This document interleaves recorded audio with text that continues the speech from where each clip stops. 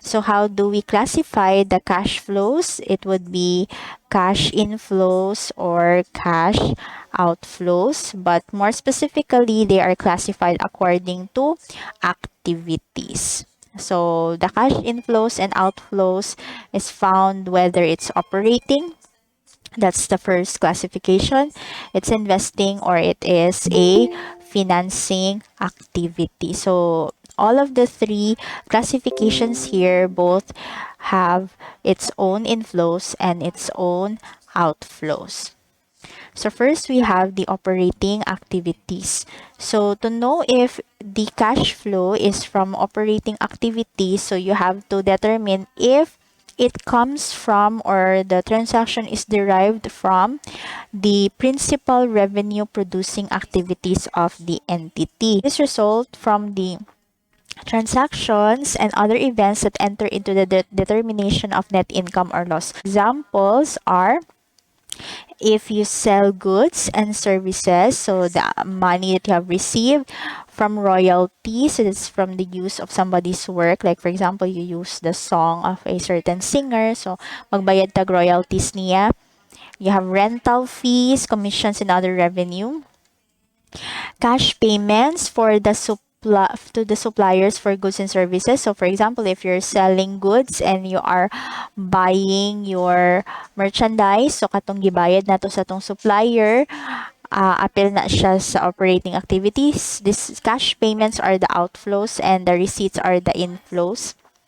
Or we pay for the accounts payable which arise from the purchase of goods. So, appeal na siya sa operating activities.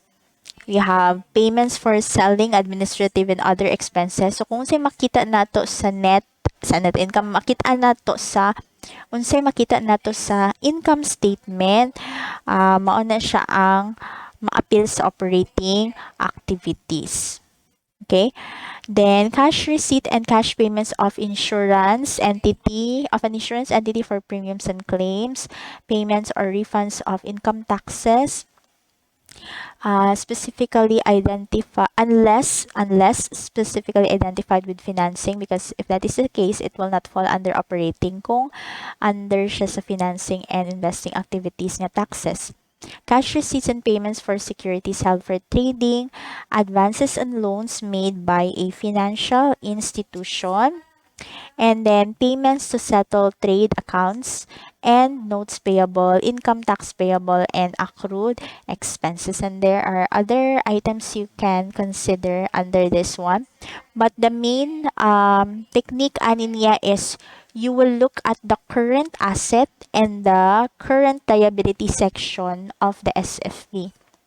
So if the payment or the receipt is coming from the current asset section or the current liability section, so that would be under the operating activity. So for example, you pay for the SSS premium payable. So the SSS is under current liability, so therefore it's an operating activity. Or we collect accounts receivable. Since accounts receivable is under current asset, so therefore it is part of the operating activity. So again, technique for this one is you look at the current asset and the current liability section of the SFP. So if the collection or the payment is related to the accounts there, so that is an operating activity. Another technique would be if the transaction can be found in the income statement. So, kato siya in the determination of the net income or loss. So, therefore, that's an operating activity. So, for example, you pay for the advertising expense. So, advertising expense is under the income statement. So, therefore, that's an operating activity. Or you pay for the rent of your office building. So, the rent, not the building, but the rent is a rent expense, so therefore that's an operating activity. But if you paid for the building, you buy a building, it's not a current asset, di ba? It's not a current asset, so therefore it's not an operating activity. So muna siya ang clue, ha. If you can find it under the current asset or the current liability section, it's related to the accounts there. So therefore, it is an operating activity. But if the transaction does not belong to the current asset or current liability, so it is not an operating activity.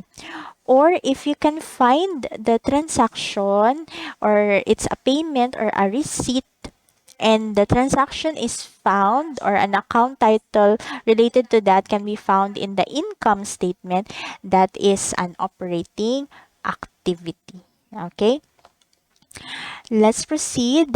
There are two ways on how you can present this one, the cash flow from operating activities. We have the direct method and we have the indirect method. When we say direct method, it's the same with the items listed here. Directly, it identifies that it is a receipt or it is a payment. So if you can observe, if it's a receipt, then that's an addition. If it is a payment, so that's a deduction. Okay, reduction from your cash flows. So if your answer here is positive, it means it is cash provided by. So meaning the money arises from the operating activities, gihatag sa operating activities. But if it is a negative answer, it means it is used, meaning these are all the payments that we have made. Okay, again, if it's a positive, it's provided by operating activity, so that's a receipt. If it is negative, then that's used, meaning this is the amount of money that we have paid. Okay, so that's for the direct method. If it is indirect method, so you will start with the net income, which is coming from the income statement, and you have the following adjustments. So for example, you're going to add back expenses that do not impact cash, such as depreciation and amortization expense. So depreciation and amortization are non-cash items, but they belong in the income statement. But although they are in the income statement, these are not cash items, di ba? Okay. When we prepare the entry for depreciation and amortization, we debit depreciation and we credit accumulated depreciation. If we debit amortization, you credit either the intangible asset or the accumulated amortization. So there's no cash item in the entry. Walay debit sa cash, walay credit sa cash. So therefore, these are non-cash activities or non-cash nga transactions. But since they are under the income statement, so na-appeal siya aning net income. So what you're going to do, diba, since these are mga deductions to get the net income, you're going to add them back to the net income. Okay, because your net income was reduced because of these expenses, but these are not cash items, and we need to know how much is the cash provided by or used by operating activities. So add these items.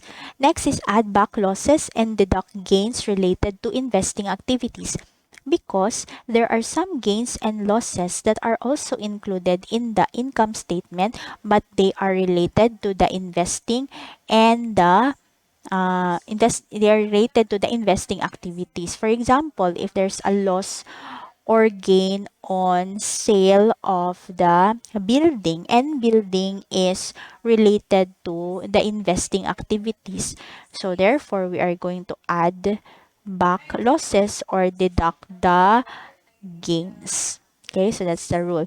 So assuming this is a loss, so you add it back. Then you are going to add and subtract the changes in current assets, except cash, and current liabilities using the adjustment rules. Okay, so meaning if there are increases or decreases in the current asset and current liabilities, you're going to place those adjustments here, and we will have example for that later on. And you will arrive with the cash provided by or used by operating activities. The answer for direct method and indirect method, although they are different methods, should arrive with the same cash flow from the operating activities. Okay? If you like this video, don't forget to click like, subscribe, and hit the notification bell to be updated with the latest video lessons. Thank you for watching.